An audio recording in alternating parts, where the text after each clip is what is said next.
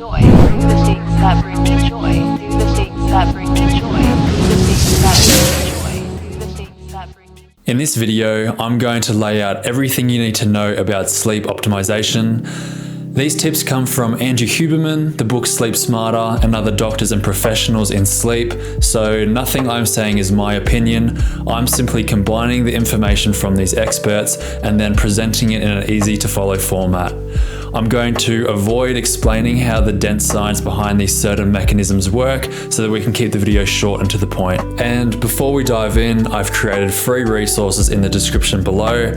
These documents are essentially a compiled to-do list of the most important information in this video. So if you wanted to skip this video completely and just get straight to action, then feel free to grab those resources below.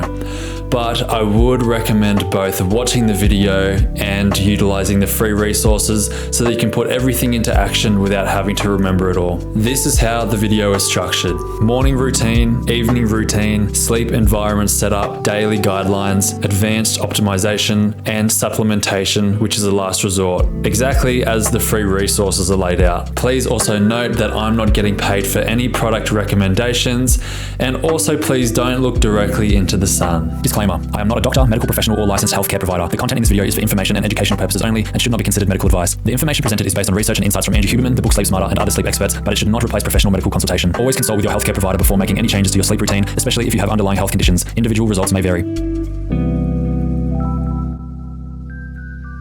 The first key action happens before you even wake up. Research by Jamie Zietzer and colleagues showed that getting artificial light onto your eyelids 45 minutes to 1 hour before waking is crucial. The light can fall onto eyelids as light is still absorbed through to the eyes, which is important for this mechanism to work. This is called phase advancing your clock, basically making your body think that it's earlier in the day. Benefits: makes you feel sleepier that night, makes you want to go to bed earlier, and makes you want to wake up earlier. Implementation: use a sunrise alarm clock that gradually increases in brightness. I use this one, although it only gets brighter 30 minutes before the alarm goes off. And in addition to phase advancing, the light alarm clock also has the advantage of waking you up when your sleep is the lightest, which significantly reduces that groggy feeling from an alarm, as it can wake you in a deeper period of sleep. Once you're up, this is absolutely critical, and it's probably the most important aspect when it comes to getting great sleep. You need to get outside and look at the bright sun. Here's exactly how long based on weather. Clear sky, 5 minutes. Slightly overcast, 10 minutes. Overcast, 20 to 30 minutes. The goal is to get 100,000 lux before 9 AM to activate your circadian rhythm. While screens might give you 500 to 1,000 lumen, being outside can hit up to 90,000 lumen in some cases. That means you'd need about 100 minutes of screen time to get the same effect as a few minutes outside. Looking through a window is suboptimal as well, as you're missing crucial light waves. So make sure you're outside.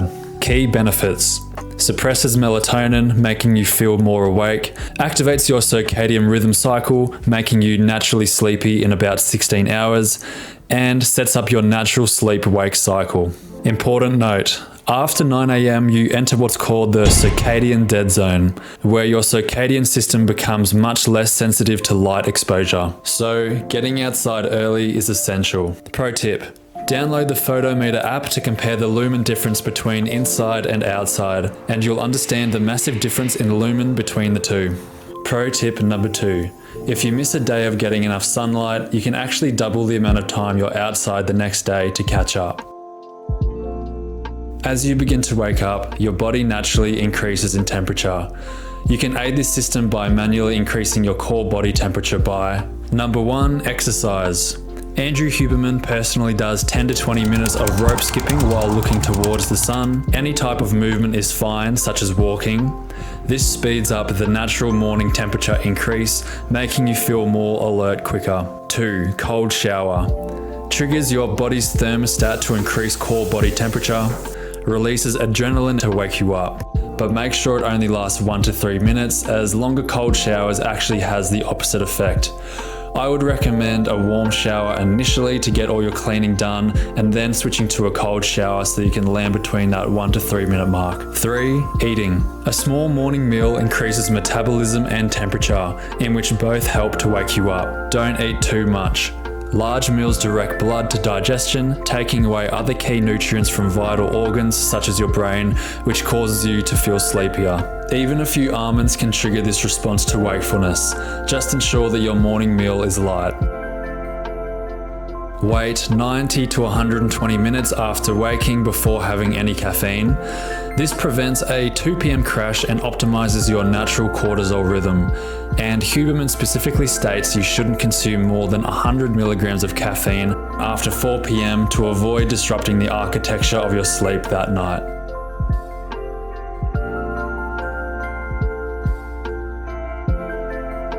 Start winding down by stopping all food intake because it affects circadian rhythm and heats your body. Limiting liquid consumption, as this prevents nighttime bathroom trips and sleep disruption. And no vigorous exercise within 3 to 4 hours of bedtime, as this also increases your core temperature. This is another crucial step that you should ensure that you follow. Try to watch the sunset. This triggers special neurons that communicate with your circadian clock. These sunset wavelengths signal to your clock that it's evening time and sleep is coming. In your house, switch to low-level lighting. This preserves melatonin production, which makes you feel sleepy. Avoid overhead lights as it gets darker outside, as it closely mimics sunlight, suppressing melatonin. Use lamps or even candlelight to mimic the sunset and keeping lumen levels low. Bright lights between 10 p.m. to 4 a.m. completely eliminate circulating melatonin.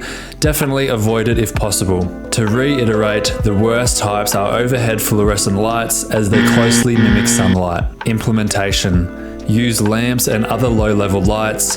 Consider using no light at all if you can manage it. Use candles as they have a very low light energy. Ideally, use candlelight or moonlight to illuminate your surroundings if needed.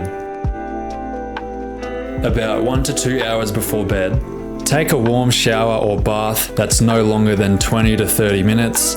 This activates your body's temperature regulation effect and will lower your core body temperature. Make sure you keep your sleep environment cool. This cooling process makes it much easier to fall and stay asleep as you keep your body at an optimal cool temperature.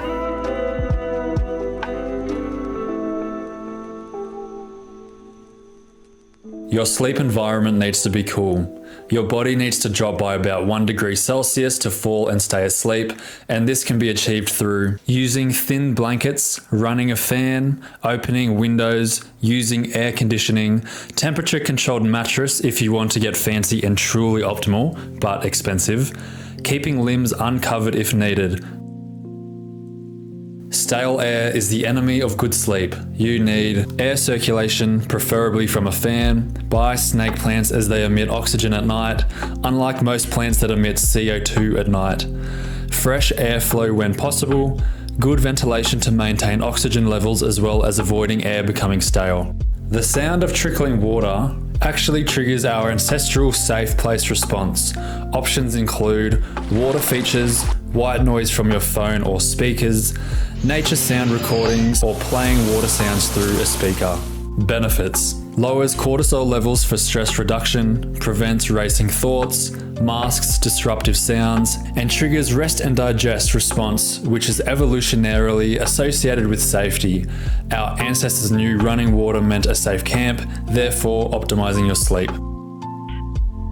Your bedroom should be primarily for sleep. This principle is based off stimulus control therapy, a key component of cognitive behavioral therapy for insomnia, which is one of the most well-researched and effective methods for treating sleep problems. Stimulus control therapy, developed by researchers, is based on classical conditioning principles. Similar to how you might associate a restaurant with eating or a gym with exercise, the goal is to strengthen the association between your bedroom and sleep, while weakening connections to wakeful activities. Watching videos or TV, eating, working or studying, using your phone, reading emails or messages, exercise, except intimate activities. Based on stimulus control therapy principles, Keep work materials out of the bedroom, store your laptop elsewhere, charge your phone in another room. But you can still read, talk with your partner, play music, just generally low intensity activities, mainly eliminating screens. This approach is based on learning theory and behavioral psychology. Just as your brain learns to associate a desk with work or a dining table with eating, you wanted to build a strong, clear association between bedroom and sleep. Multiple activities in the bedroom can weaken this association. Remember, the goal is to make your bedroom a dedicated sleep sanctuary. The more you can maintain the single purpose for the space, the stronger the sleep association becomes. This use of stimulus control is supported by clinical sleep research and is a standard part of professional sleep therapy programs. While individual results vary, this approach is still considered one of the fundamental behavioral interventions for improving sleep.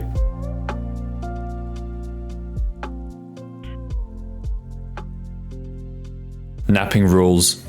From Dr. Matthew Walker, it's fine to nap in the afternoon, but don't nap so long that it disrupts nighttime sleep by keeping naps under 90 minutes.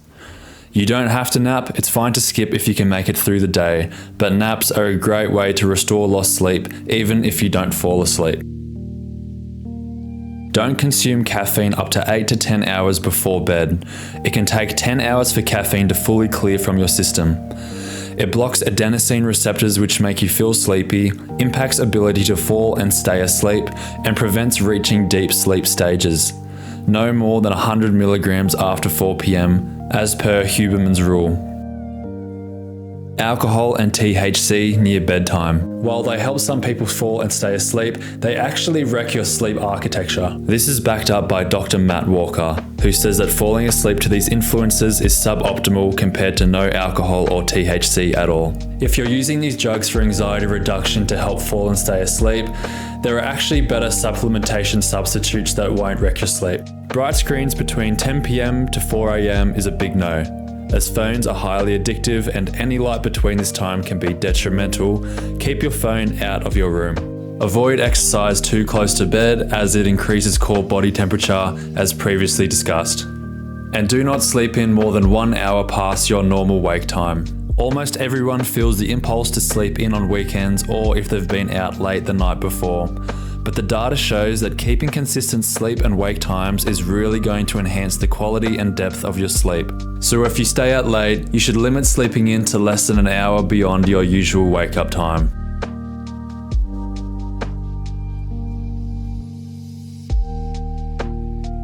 Tape your mouth shut at night to nose breathe. Based on James Nestor's book, Breathe, The New Science of a Lost Art, this promotes deeper and slower breathing, engages diaphragm properly, regulates breathing rate, and filters air through nasal hairs. If you physically cannot nose breathe, then consider nose strips to open airways, or if you have the funds, consider a septoplasty surgery to increase airflow.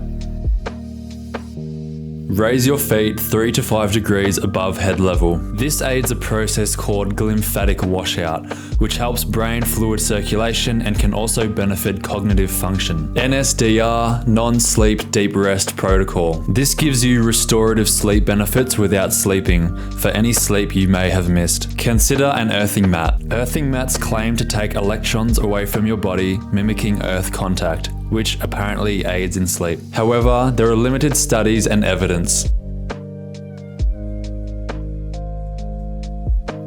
Remember that supplementation is a last resort. The order should go behavioral tools, then nutrition, and then lastly, supplementation. If you've mastered everything else and still need help, then consider magnesium threonate. 145 milligrams works well for most people. Apigenin 50 milligrams, theanine 155 milligrams. Some people combine all three, but start with one of the three main supplements to avoid overkill. Also make sure to get enough vitamin D, 1000 to 4000 IU, but it's better to get from the sun where possible, as well as magnesium, although a topical spray is actually better for the absorption for this one. Remember, you don't need to implement all of these tips at once. Consistency beats perfection, so start with the basics and then keep that in your routine.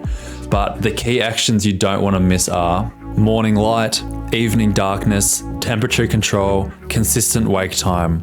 Focus on light in the morning, darkness at night, avoiding screens from 10 p.m. to 4 a.m., and building consistent habits. Remember to check the description for your free resources where you can actually apply everything that you've learned here. If you've got any questions about optimizing your sleep, then just leave your question in the comments, or if there's anything else you'd like to add about sleep optimization, then please, I'd love to hear it.